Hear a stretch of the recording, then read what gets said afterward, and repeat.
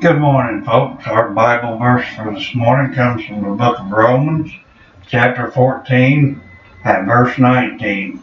Let us therefore follow after the things which make for peace and things wherewith one may edify another. See now, let's make every effort. See, that's quite a challenge in itself. But notice where that exertion is to be focused, peace and mutual edification. Both sides of this exhortation are two-way responsibilities.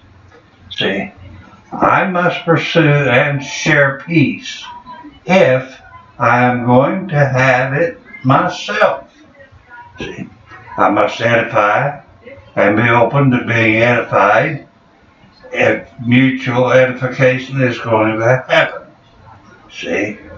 Now, in other words, we live with other people in God's family, see? And He wants us to be responsible for making relationships work in our spiritual family. Now, He reminds us that it will require strenuous efforts. But isn't that true in every family relationship? Love means sacrifice, see, effort, and concern for others. See?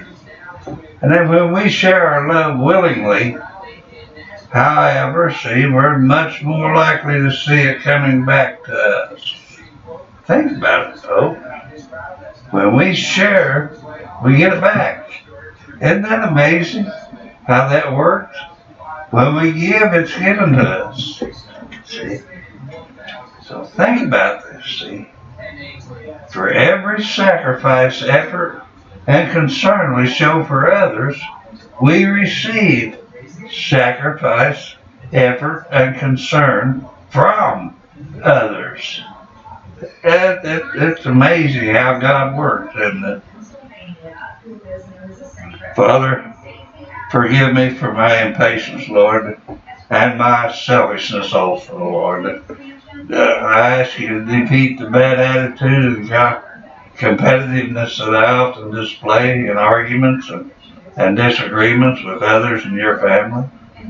Lord, I ask you to energize me by your Spirit to see areas where I can be a blessing and an encouragement to others. In Jesus' name I ask this. Amen, amen. Think about it, folks. We need God's help to show ourselves, for us to be able to see to where we have the bad attitude, the impatience, the selfishness in our arguments and our competitiveness. See? And it can only be seen through God's Spirit. See? Think about it, folks. Pray about it. Ask God to show you by His Spirit in the areas where you should be and can be a blessing and an encouragement to others. See? Think about it. If we can't encourage one another, who's going to encourage us? It sure ain't going to be the devil and his family and his crowd. See? It takes a fellow believer to encourage another believer. See? Because the only thing Satan is going to encourage you to do is go to hell. See? Think about it. We as Christians must encourage other Christians to read the Bible, study the Bible, learn what God says, to where we can have the faith and the courage to walk and on the paths of righteousness. Think about it, folks. Pray about it. Ask God to lead you and guide you and on your daily walk with Him. See? Ask Him to show you where the areas are where you can be a blessing and an encouragement.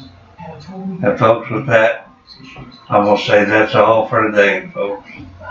ASAP.